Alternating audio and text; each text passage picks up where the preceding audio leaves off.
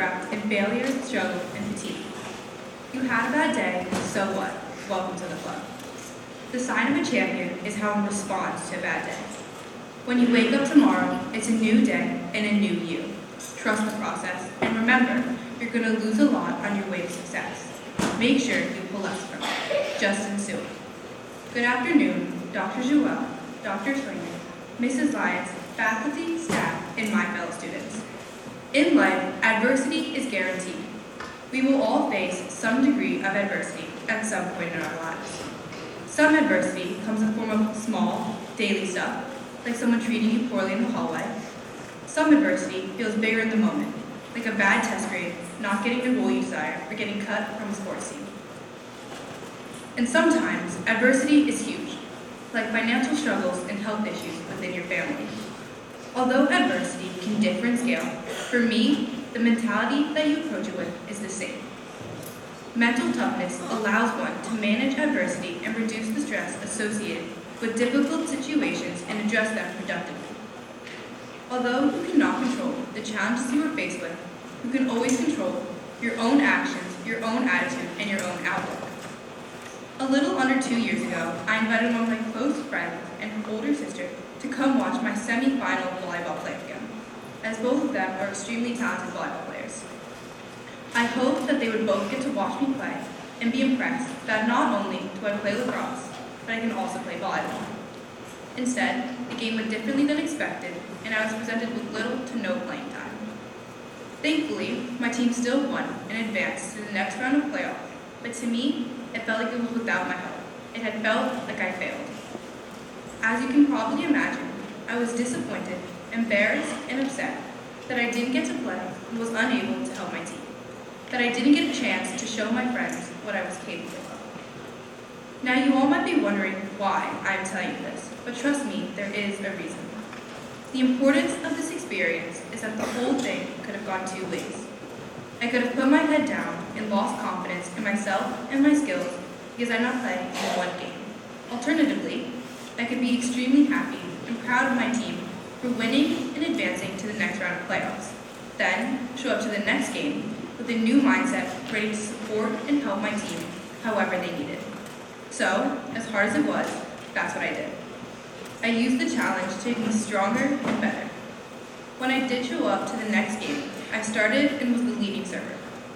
Now the difference between those two scenarios is the mindset I approached them with, and the ability to be mentally tough in challenging situations.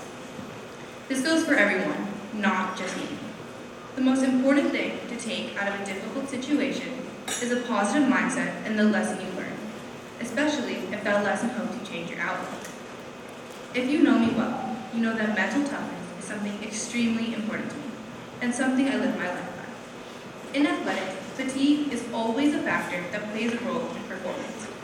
So, an approach I take based on practicing mental toughness is that I believe tired is just a mindset. The reason that I say tired is just a mindset is because if you are able to push yourself and work harder when you are tired, you can outwork everyone around you. That is the key to being mentally tough. When the people around you start to struggle, waver, or slow down, go harder and the gap will expand between you and your competition. Pushing yourself will not only make you stronger and you better, but can also motivate the people around you. I'm sure all of you know who the famous basketball player Kobe Bryant is. The reason that he was so incredible and so successful was yes, because of his physical strength, talent, and skills, but even more about his mindset. Kobe Bryant was the player who outworked every single person on the court every time, no matter what.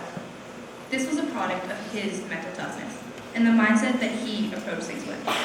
His mindset was often referred to as the Mamba mentality because of his dedication, hard work, and his absolute refusal to ever take a play off. Because of that, his name is well known to every person in this room, whether you like basketball or not. As a person whose life revolves around their sport, his mindset is something I take with me on and off the field to ensure that I'm being the best that I can be for myself and for my team. Taking the Mamba mentality onto the field has changed the way I play lacrosse and the effort I put into every single play. It doesn't matter if I'm tired and have played for an entire game, or from fresh on the field. I refused to take a single play off. I can guarantee you that there were times when Kobe was exhausted on the court, but you would have never been able to tell.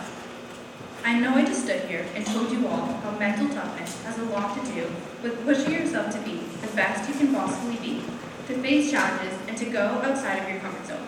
But sometimes it doesn't have to be about that. Sometimes the people who are the most mentally tough are the people who recognize that they need or want to take a break. They are the people who are able to take a step back from the things going on around them and are able to learn and grow from the situation they are being put in, good or bad. If you are able to have that self-control and composure when challenges or difficult decisions are thrown at you, you are demonstrating mental toughness. For me, taking that break is extremely important because it is about being able to have time for myself to recharge and reset.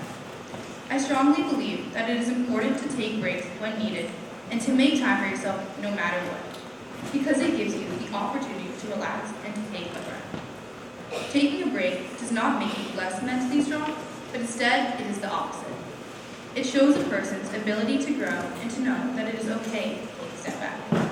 As much as I love lacrosse, playing 5 to 6 times a week for multiple hours a day can be a lot, and sometimes it can get pretty stressful. Mental toughness can mean being confident enough to know it is okay to say you need a break. That way, when I'm back on the field, I'm able to perform as best as I can. I know I just covered a lot, so if I leave you all with one thing, I would ask you all to remember this. Be bold, be brave, take chances, and push yourself outside of your comfort zone. And remember, to stay mentally tough when you undoubtedly will face challenges along the way.